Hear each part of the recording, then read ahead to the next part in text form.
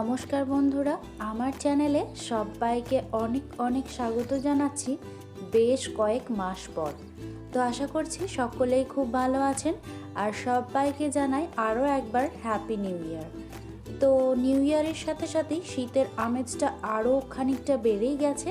তো শীতের সকালের জম্পেশ জলখাবারের জন্য বানিয়ে নিতেই পারেন এই মেথি পনির পরোটা।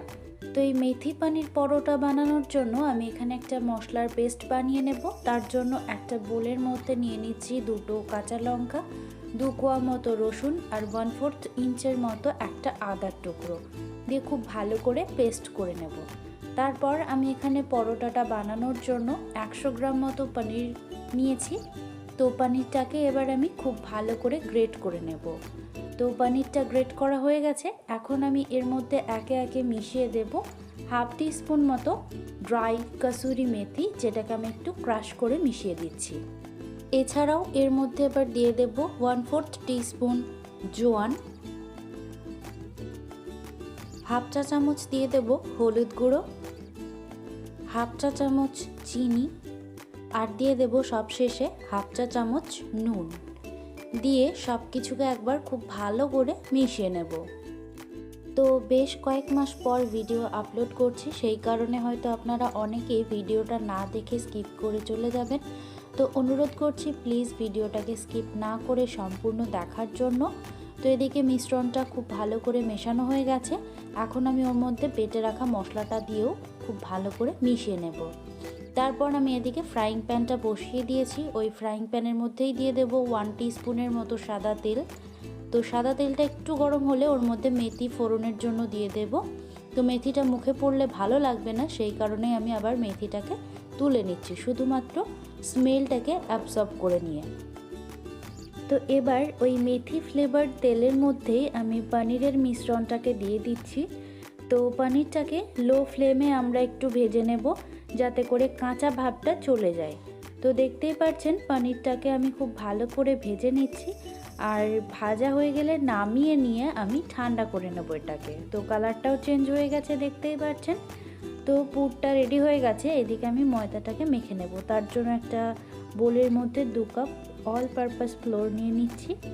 তো এবার আমি ওর মধ্যে পনিরের মিশ্রণটাকে দিয়ে দেব, যেটাকে আমি ভেজে নিয়েছিলাম। তো এবার পনিরের মিশ্রণটার সাথে ময়দাটাকে খুব ভালো করে হাত দিয়ে মেখে নেব। এছাড়াও ময়দাটাকে মাখার জন্য আমি এখানে 1 কাপ হালকা গরম জল নিয়ে নিয়েছি, যেটাকে অল্প অল্প করে দিয়ে খুব ভালো করে মেখে নেব আর একটা ডো বানিয়ে নেব।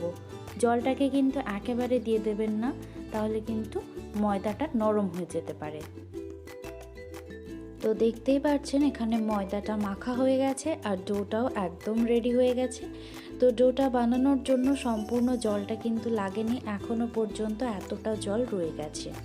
তো এবার পরোটাটা বেলে নেব। তার জন্য আমি এখানে কিচেন স্ল্যাবের উপরেই একটু সাদা তেল বুলিয়ে নিচ্ছি খুব ভালোভাবে। প্রথমে একটু হাতেও বুলিয়ে নিলাম, তারপর আমি কিচেন স্ল্যাবটাকেও খুব ভালো করে তেল বুলিয়ে নিয়ে তারপর যে বেলনটা দিয়ে আমি বেলবো সেই বেলনটাতেও কিন্তু খুব ভালো মতো করে তেল বুলিয়ে নিলাম। দিয়ে ডো থেকে ছোট ছোট লেচির আকারে গড়ে নিয়ে আমরা খুব ভালো করে পরোটাটাকে বেলে নেব।